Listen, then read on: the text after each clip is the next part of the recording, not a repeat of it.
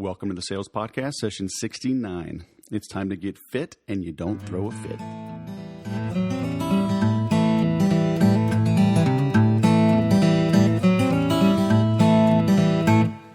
Welcome to the 69th edition of the Sales Podcast. I'm Wes Schaefer, the Sales Whisperer, your host. Today we have Mr. Jim Cavale. He is with Iron Tribe Fitness. Back in 2012, he and his partner, Forrest Walden, were named the Infusionsoft Ultimate Marketers of the Year. And they've got a great story. I was fortunate enough to be able to spend some time hanging out with Jim at this past InfusionCon, or it's now called Icon 14 in April. And he agreed to come on the podcast. But his story of partnering and finding a mentor, working with people with more experience, getting down to the nitty-gritty of their business where no little detail was too small, learning how to focus on getting good people and really making that process hum on how they interview and onboard new staff members. I think you'll find all of that fascinating. But, with Jim being in the fitness arena, when we were hanging out talking, he kind of bummed me out because he told me that, being part of the human race does not count as exercise. He also said running late does not count as exercise. So I was really kind of wondering if I should have this guy on the show, because I told him when we were hanging out that I've been carbo loading for the past 44 years, in case I ever need to go on a 10,000-mile run. And he just kind of shook his head. But shows what a gentleman he is that he still agreed to come on the show, despite all of the mental exercise I get by thinking up weird ways to avoid physical exercise. But anyway, let's open up with the Sales Podcast Creed, which is, today is my day. I work diligently towards my goals, which are bigger than me. I bite off more than I can chew because only then will I truly know my current limits, and surpassing them becomes my new goal for today. Through education, accountability partners, and bold, decisive action, today will be better than yesterday, and tomorrow will be better yet. I'm ready to produce. If you're ready to produce more sales, please visit 30daysalesgrowth.com. Enter keyword or promo code podcast and get $30 off. Now, without further ado, my interview with Mr. Jim Cavale of Iron Tribe Fitness. Jim Cavale, baseball player, Yankee turned Southerner, which is the only reason we're speaking now. Franchise owner, ultimate marketer of the year. How the heck are you? Man, I'm doing wonderful on this beautiful Alabama afternoon down here in Birmingham. At least you don't have forest fires going on, so you got that going for you. We have tornadoes. Yeah, I know. Tornadoes. No, you don't get hurricanes up that far north, huh? They'll create tornadoes, but no. Well, hey, thanks for taking some time to hang out with us, kind of share your words of wisdom. It was good hanging out with you a little bit at Icon 14. I don't know, what's up with these Alabama people? Are you an Alabama fan? I hope not, because we'll really have to end this conversation. I am not. Okay, I'm partial. I was for them, but they're not my team. So met you through the Rocket Company. He was sneaky enough to bring us to dinner. That was kind of sneaky the way Casey did that, wasn't it? Yeah, he made it sound like we were all paying. I think what he wanted to do is pre-qualify how people really thought of him. And so we still showed up because we didn't mind the fact that we would have to pay, and we wanted to be with Casey. And, of course, at the end, he said I was just joking. Actually, nobody's paying. I'm paying for you. So it was funny. Very cool. Well, hey, we've got a little shorter time than usual, but I just wanted to dive in. Kind of tell us your story of coming up. I guess you came up through sports, right? And through a journalism or a broadcast degree, right? Launched into your own entrepreneurial venture, but then that just kind of opened the door to Iron Tribe Fitness. So, could you kind of tell us a quick thumbnail of your journey, how you got where you are today? Yeah, so basically, I'm from Syracuse, New York, grew up with a dream to play professional baseball, and quickly realized once I went to college in Ithaca, New York, that I was not going to make it to the bigs necessarily. There were guys I played with that did make it there, but that I wasn't going to get the best opportunity to develop myself as a baseball player in such a bad climate. So kind of made it a goal to head down south and get a chance to experience all that is Southern sports, baseball, football. It's the best. And they really different, isn't it? It is very different, very different. But came down here in 2002, midway through my college journey, and transferred to a Division II school that offered me a full scholarship, University of Montevallo, and was able to really have an amazing experience at that university, mainly because it was so small and it was remote. It wasn't near a city, and I really had nothing to do but develop myself as an athlete and as a student. And eventually I realized that there was more than baseball. And at that point, decided to chase a new dream because I had to replace it once I got hurt and wasn't playing baseball anymore. And that new dream was to become a broadcaster. And it forced me to start a business for the university, a broadcasting network for TV and radio, and learn all that it is to be an entrepreneur. I had to build a team, get student workers, raise money, manage a payroll, manage the expenses of technical and hardware, manage travel, all that. And then actually be the talent, broadcast games with a video camera in my hand so that I could then take what I was videoing while I was doing the radio broadcast and make highlights for TV. You know, it was like, this is it. So I love it. Give us your Harry Carey impression. I know you've got one. I don't have one. I can do so many good things for you broadcasting, but I don't have a Harry Carey. You know what it is? Will Ferrell's is so good that I'm embarrassed to do one. But, you know, when I got out of college, after that experience really developing this network, I said, you know, as much as I want to broadcast, I don't want to take that prototypical route, 20 grand a year salary, working as a weekend anchor in some little town. I want to start a business where I can broadcast and I can do some of the video things I've learned for websites for college athletics, and I can help high school kids who are like me find their colleges. So I created this online network where I not only broadcasted sports for regional and national television networks, but what I would do is I'd use my contact base to help schools develop the video portion of their athletics websites and give them solutions to stream games live, give them solutions to put highlight videos together and post them every week. And this was right when YouTube was really coming out. So I had a really big opportunity to do some things that weren't out yet technically. And on the other side, I raised money for high school athletes to be able to create profiles, upload their videos and their transcripts, get them approved by their high school coach, and then market themselves to college coaches. Right. And just had a great experience doing that. And that's really what led me to what I do now, because a few years in, I was working out at this gym called Iron Tribe Fitness, and ended up introducing me to my future business partner and really the future brand that I would end up being a part of on a large scale. So it's a neat story, and it's definitely a story of a damn Yankee coming down south, really finding his colors. Yep. Things to say, I wasn't born in the South, but got here as quick as I could. But you have successfully navigated some troubling waters, if you will. I mean, you formed a partnership. Those I've been burned more times than I can count, and that's still going good for you. You franchised now. I mean, that can be a tough road to hoe for a lot of people. How did you make those two work for you specifically? Well, I'll tell you what, the partnership aspect was pretty natural. Basically, I had a bad partnership in the past, and we all have, right? With my recruiting website, I had a great partnership.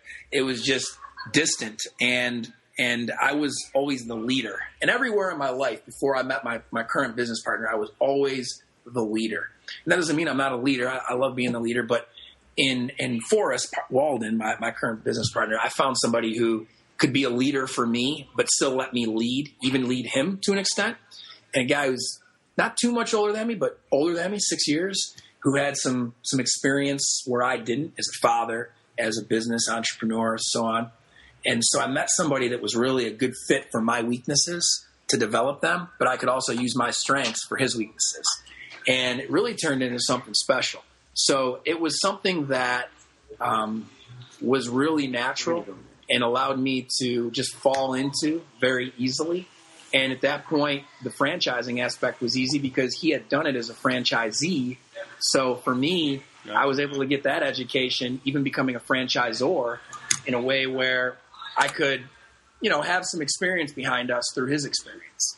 And also we have a third partner who is a franchisor. He's the CEO of Express Oil Change. They have 200 plus units. So through that, we've got a lot of franchising knowledge, which is really neat. So that answers a lot of questions, because you having that experience is a big help. Because I bought into a franchise. Good grief, what a nightmare it was. So having that experience, that kind of roadmap, is a big help. But now, how did y'all make Iron Tribe grow so much? I mean, CrossFit is obviously hot right now, but I mean, most people never get beyond just a dirty,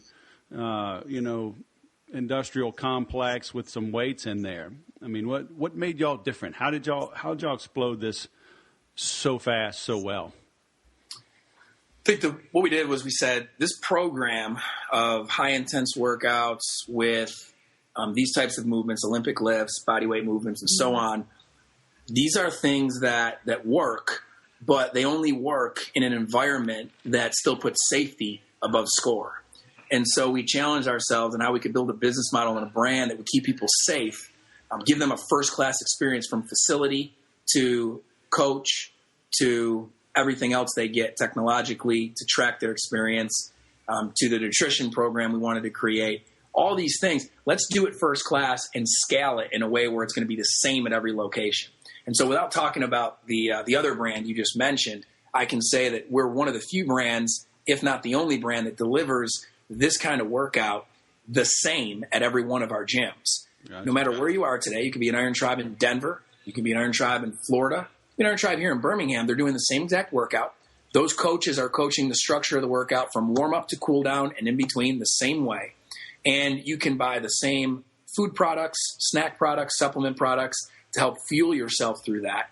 And you're going to do it in a facility that's clean, with locker rooms, that's a first-class experience. And we're going to keep that consistent. And so from the beginning, when I was a client at the first Iron Tribe, or when I approached Forrest to partner with them and help open more, and I opened that second one, we said from number 2 on, we're going to do it exactly the same. Or if we change something and innovate, we're going to make sure we retroactively go back and change it so that it's continuously the same at every location. And that's what we've tried to do. You can't be 100% perfect, but the better you are at that as a franchisor, the happier your franchisee is going to be. And, of course, you hope that they'll be more profitable and successful because of it. Right. And then, but y'all did some things different with your marketing, didn't you? I know you automated, obviously, we met through Infusionsoft, but I mean, you've done some things unique, at least in this space, wouldn't you say, through direct mail and how you conduct tours and things. Can you walk us through that? Yeah. So I described some things that are more about the brand and consistency and scalability.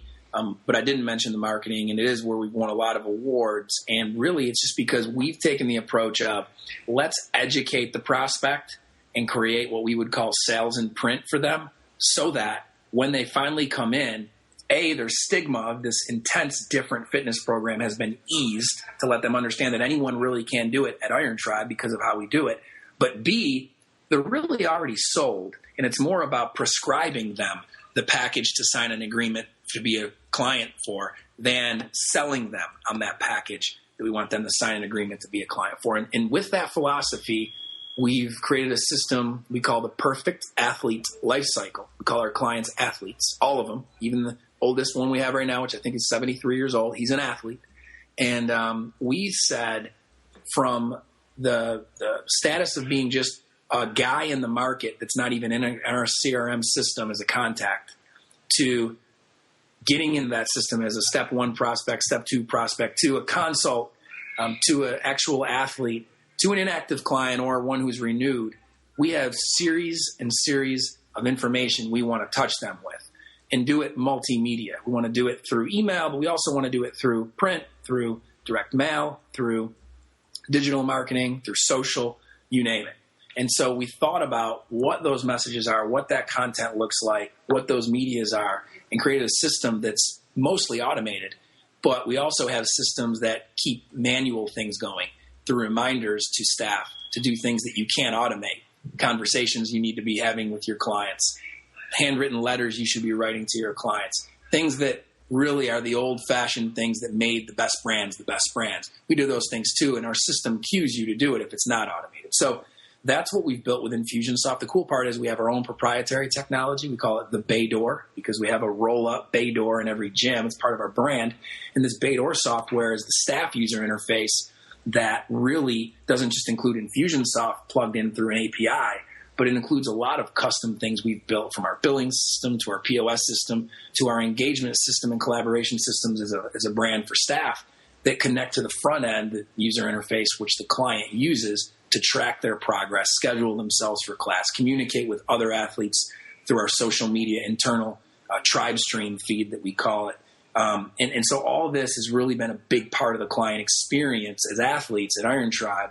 And it's why marketing and technology is where we won a lot of our awards as a brand. So are you literally coaching your staff? I mean, are you telling them how to answer the phone, how to greet a prospect, when they come in for their consultation? Are you getting that nitty gritty? Yeah, we really we are, and it's funny. Right before I did this call, I had a meeting with one of my main support staff members who is out there on the road supporting coaches, who's here doing training as part of our team that does that, and we're always hearing we need more of that. And so, yes, we are. But you can never do it enough, because to truly scale your model in franchising is not easy. And it is a lot easier to have 4 or 5 company-owned stores that kill it and have great profit margins, and you get to keep all that profit, than to try to scale your brand through franchisees' investments, knowing that you're really making your money off of top-line revenue royalties, and they may water down your brand if they don't take the same conviction you do. So you've got to support it. You've got to teach it. You've got to live it. And if you don't, I think that's where you see the detrimental, tough parts of franchising, right? So, So how did you and Forrest get that granular? I mean, typically entrepreneurs, we're not that granular, right? We're these visionaries moving and grooving. And, I always say, I'm making the mess and Denny's behind me cleaning it up. Was that natural to one or both of you? Did the older gentleman or the other partner that has the franchise experience bring that? How'd that come about?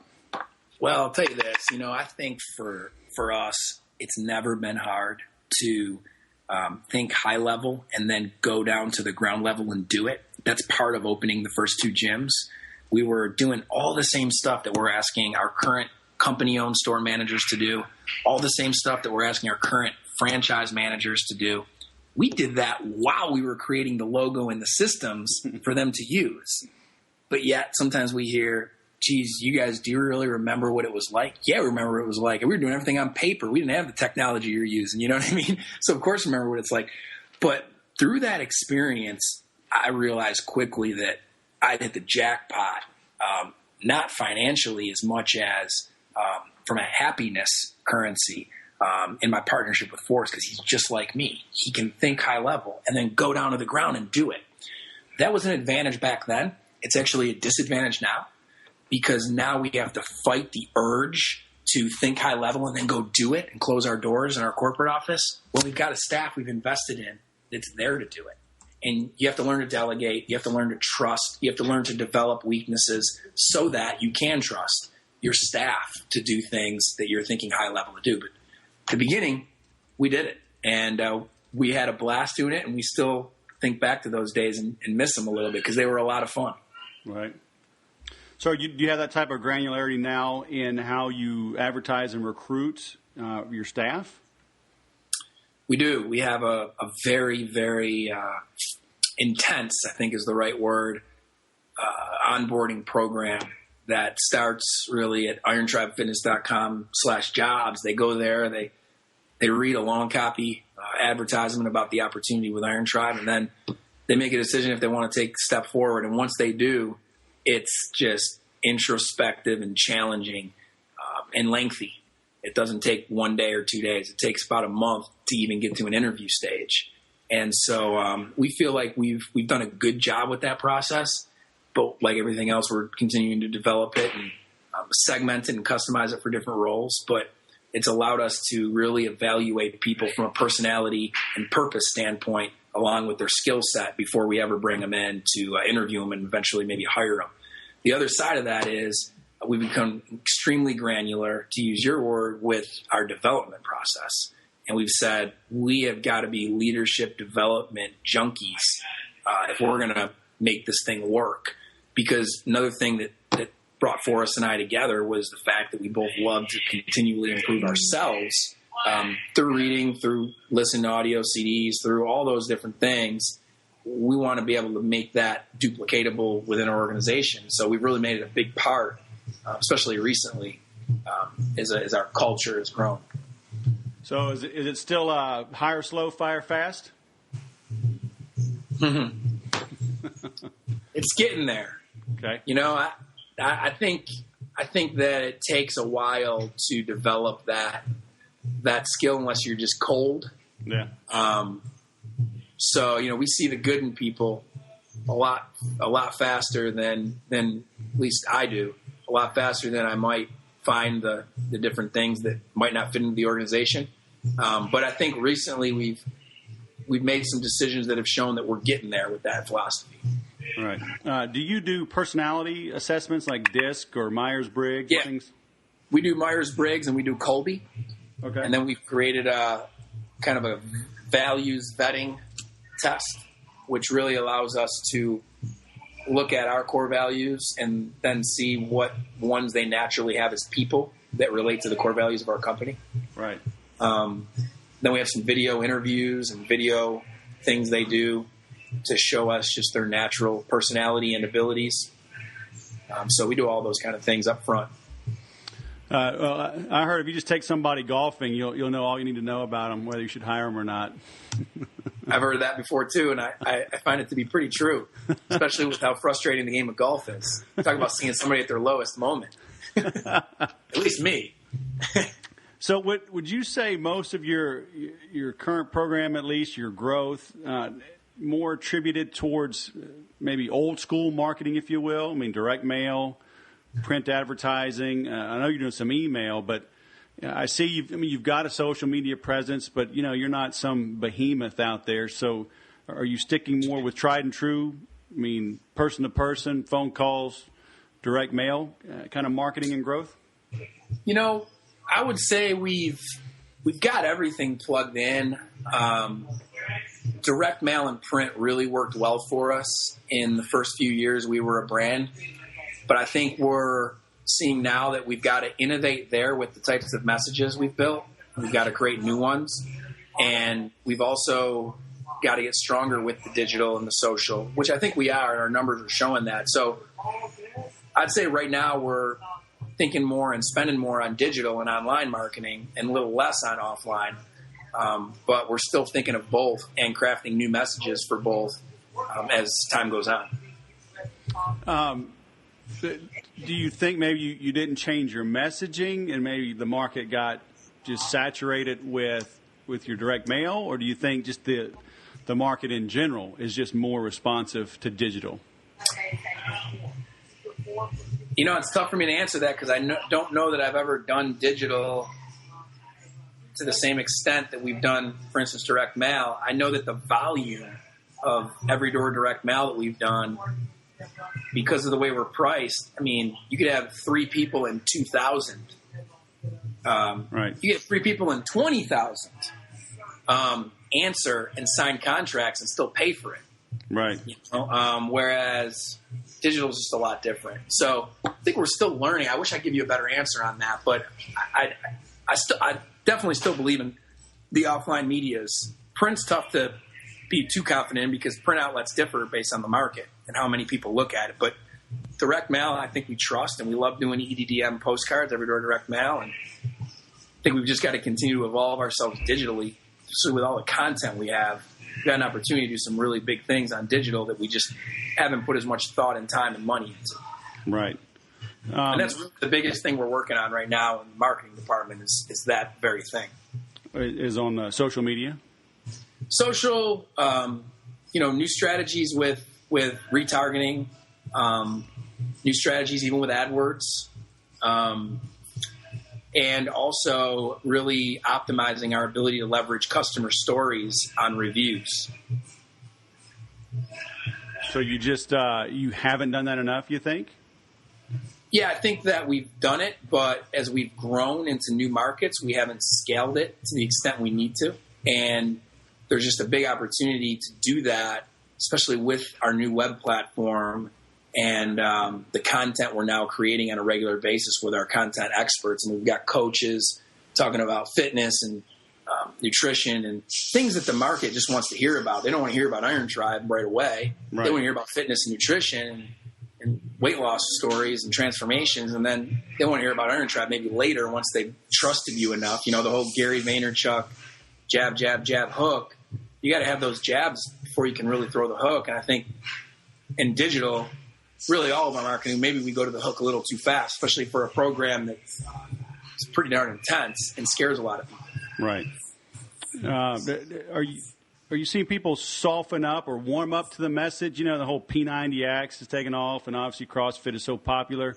Or is it tougher because all that is out there and it's more competition? It's both. I mean, the competition factor is big because one CrossFit gym by itself doesn't intimidate me at all, but 90 of them in one market does create some competition, especially when they're charging half the price. Right. Of course, you put our gym next to their box, as they call it, you're going to see a huge difference, and you're going to experience a huge difference, and that's why a lot of our clients come from there.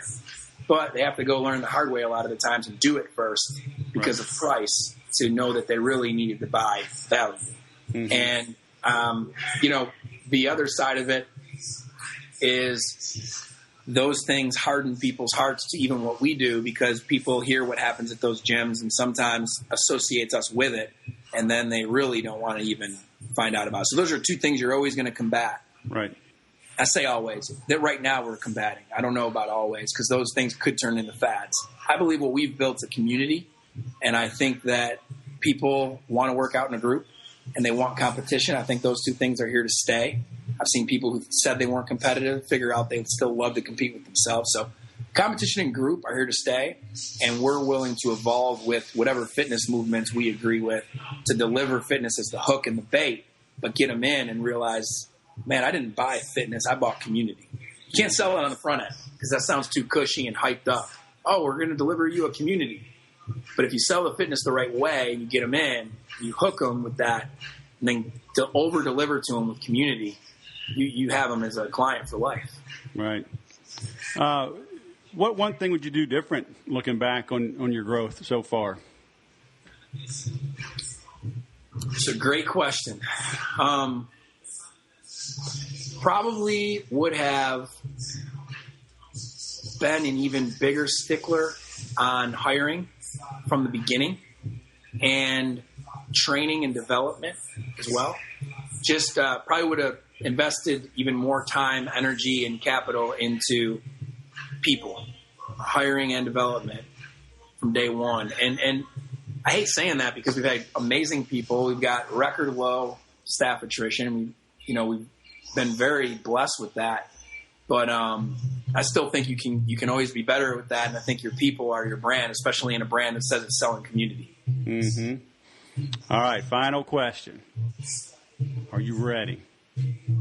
I'm ready. Are you loose? I mean, go ahead and crack your neck. I'm loose. You know, we might need to get you some stretching.